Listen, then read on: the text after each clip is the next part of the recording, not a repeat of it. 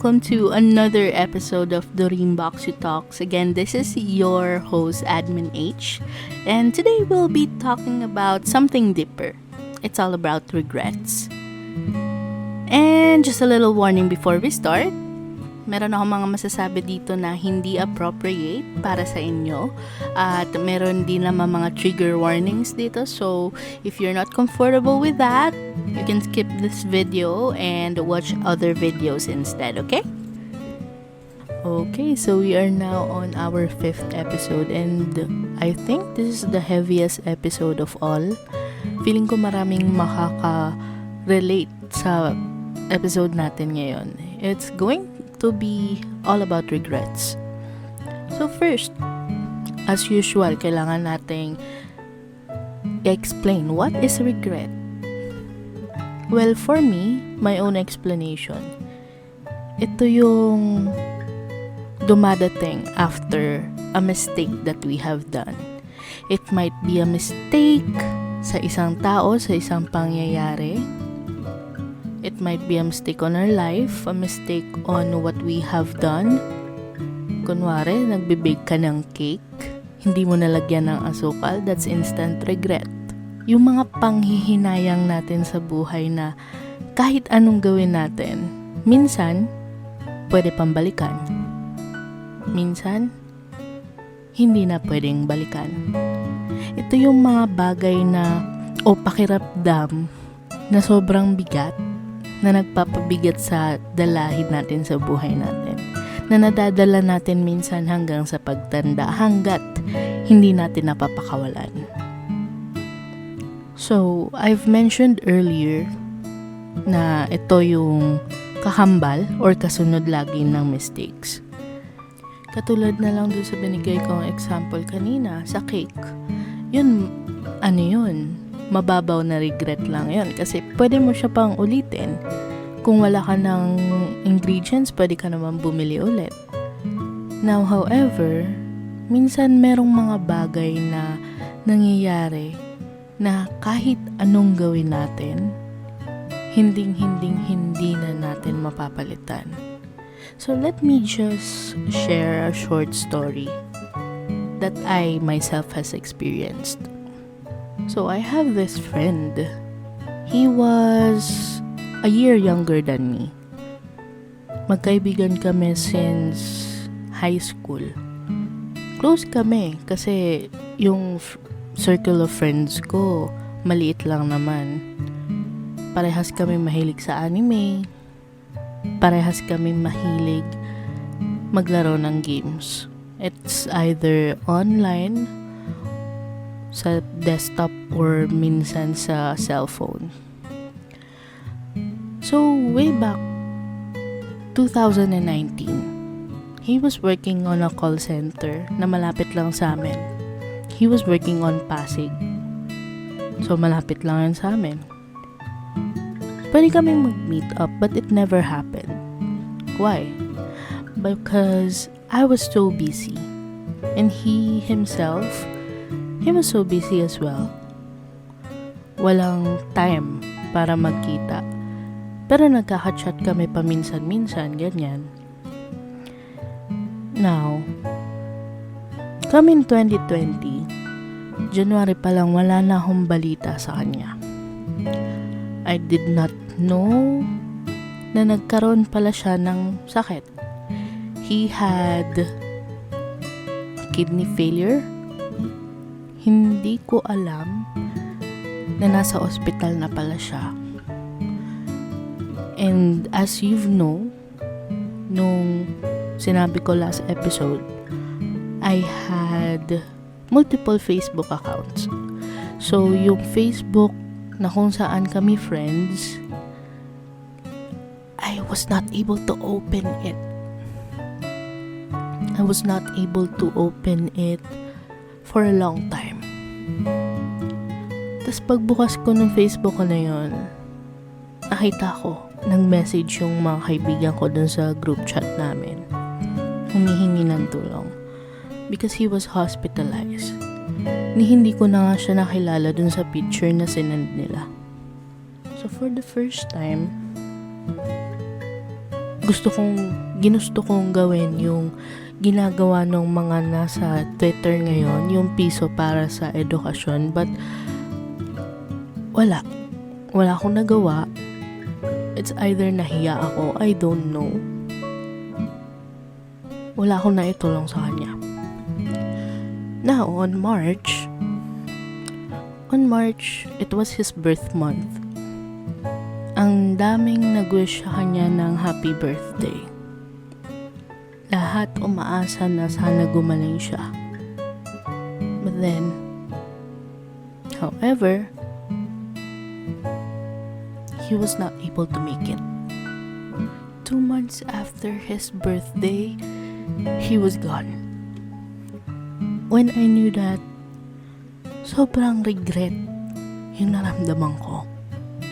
Kasi, first of all, I was not able to do anything. Second, I'm not able to go to his funeral. Kahit nung araw na ililibing na siya, hindi ako nakapunta. Kasi, COVID. Yun ang dahilan. Dahil sa COVID. Hanggang ngayon, hindi pa ako nakakapunta sa kanya. And I feel like wala akong kaantang kaibigan. Kasi sa tagal ng pinagsamahan namin, yung mga CD niya nga, nandito pa sa akin. We both love watching anime. And nung wala pa akong source dati, sa kanya ako humihiram ng CD, DVD. Yung buong season ng Fairy Tail ng DVDs niya, nasa akin pa. I checked my messenger. Kasi I feel really, really bad na gusto ko siyang i-message kahit alam kong wala nang magme-message ulit. Tapos yung nakita ko, pinakahuling message namin is that he was asking for a game of Mobile Legends. 3 yayaan yun. 3 beses siya nagyaya. 3 beses din ako umoo. At yung pinakahuling message, sabi niya, sayang hindi tayo nagkaabot. Sabi ko, nakatulog kasi ako sorry. Susunod na lang. And now I know na yung susunod na yun, it's never gonna happen anymore. It's never gonna come. After that, I felt horrible. More horrible than I felt before. Kasi, I was his friend. Bakit ko tinake for granted yung pagkakataon na pwede naman pala kaming maglaro? Bakit ako nakatulog? Bakit? Ang dami kong question nun. Pero hanggang bakit lang lahat, walang sagot. And right now, hanggang ngayon, binibisita ko pa rin yung account niya. Facebook, Twitter, yung Instagram niya, yung ML niya, na kapatid na niya yung gumagamit. Binibisita ko pa rin yung mga yun hanggang ngayon. Kahit alam ko na wala na mag-a-update doon. Na kahit anong refresh ko, hindi na siya mag-a-update. Wala na. So that's a regret. That's how hard a regret is. Na sobrang sakit niya na hanggang ngayon dinidibdib ko pa rin. So what did I learn after this? Well, what I've learned is to never take anything for granted. That you have to live your life. You have to keep in touch with your friends. You have to make them feel like they are loved, na hindi mo sila nakalimutan dahil hindi naman talaga. That's how I felt. And that's what I have learned. Diba ngayon ko lang to natutunan kung kailan nawalan na ako ng kaibigan?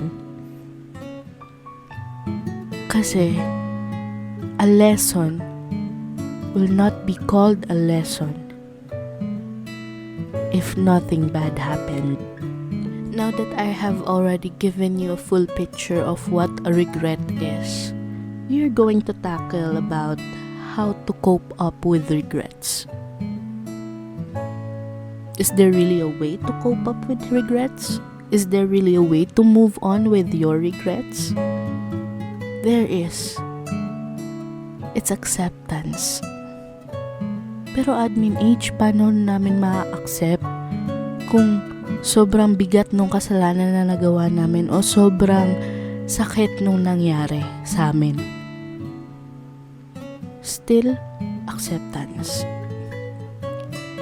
If you find yourself na religious person ka, go ahead and pray. Ask for guidance. Now, if you're a nature person like me, you have to go out and be one with nature. What do I mean by be one with nature? Kung meron mga puno sa paligid mo, kung meron mga aso, may mga pusa sa paligid mo, you have to bond with them. Now, how are you going to accept the things that you have done wrong? How are you going to move on from it? How long is it going to take? Actually, there's no definite time for moving on from your regrets, from accepting the fact that you have done this wrong.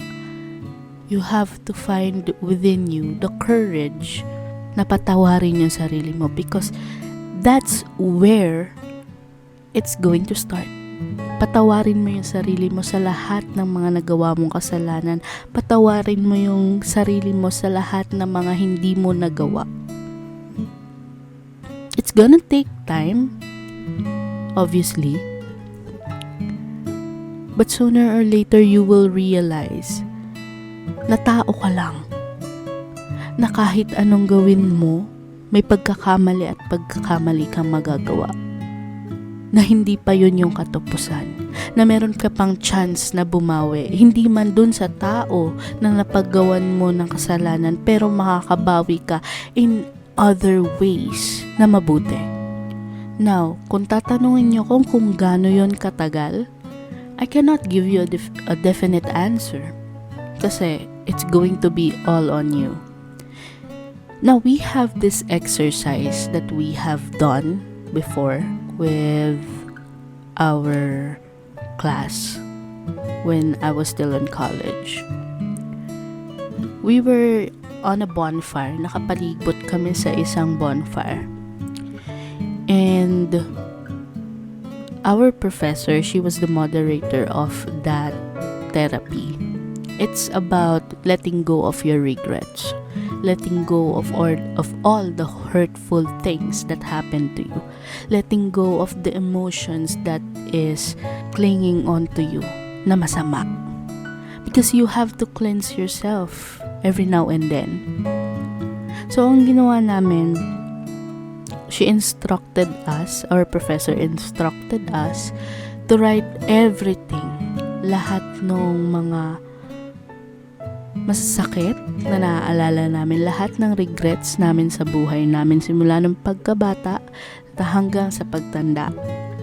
Lahat ng mga kasalanang nagawa namin at sinulat namin yun sa isang papel. Pagkasulat namin sa papel, sinabi niya sa amin, now hold on to these emotions first. Clench it with your fist. Sabi niya, hawakan daw namin na mahigpit, na parang yun mismo yung emotions na nararamdaman namin. Yun mismo yung regrets namin. So, hinawakan namin yun. Tapos, sobrang higpit. Lahat ng galit, lahat ng sama ng loob, hawak-hawak namin nun. And then, what we did after that, sinunog namin yung papel. Sabi niya, from now on, you have to forgive yourself. I know na hindi madali, na after ng activity natin, hindi kayo magiging okay agad. But you don't have to cling on to the past. You have to move forward. You have to accept na tao lang kayo. Na nagkakamali kayo, na kahit paulit-ulit pa kayong magkamali, okay lang. Maibabawi at maibabawi niyo yun. Sticking to the past is bad. It's going to drain the most of us. Alam mo yun, yung tipong nakasakay ka sa isang sasakyan na pwede mo nang paandarin, na kaya mong i-drive kahit saan mo papuntahin. Pero yung gulong, flat. Hindi gumagalaw yung sasakyan kahit anong gawin mo. Kasi hindi mo ina-accept na flat yung gulong. Now what you need to do, forgive yourself, go on a meditation, forgive yourself, think about everything that you have done wrong, think about all the regrets that you have done, all the regrets that you have. It might be because of something that you have done. It might be because of someone has done to you. Let it go. Don't cling on to it. Wala kang mapupuntahan. Hawakan mo yung future mo. Wag yung past mo. Madaling sabihin, pero alam kong sobrang hirap gawin. Mahirap kasing makita yung sarili natin sa future kasi hindi natin alam kung ano yun. Mas madaling makita yung nakaraan natin kasi alam na natin kung ano nangyari. Madaling makita yun sa isip natin. Pero yung future natin, hindi man natin nakikita but you need to imagine it. You need to see yourself. You have to find the dream that you wanted to be. Kung ano man yung gusto mong mangyari sa hinaharap, makapagpatayo ng bahay, magkaroon ng magandang pamilya, you have to cling on to it, not on the past. Kasi yung past nandyan na yan nakasulat na siya sa history. Yung future, ikaw pa lang ang magsusulat nun. At hindi maganda na isulat mo yung future mo na nakabase sa past mo. Again, tao lang tayong lahat, nagkakamali, pero gumagawa rin naman tayo ng tama. Hindi lahat ng ginagawa natin ay mali. Meron din tayong mga ginagawang tama. At hanggat nagfo-focus tayo kung ano yung alam natin na ginagawa nating tama, we can never go wrong.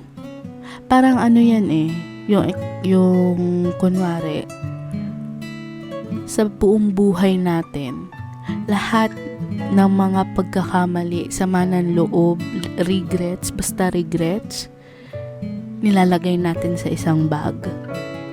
Tapos yung bag na yun, habang tumatanda ka, habang tinatahak mo yung buhay mo, pabigat siya ng pabigat.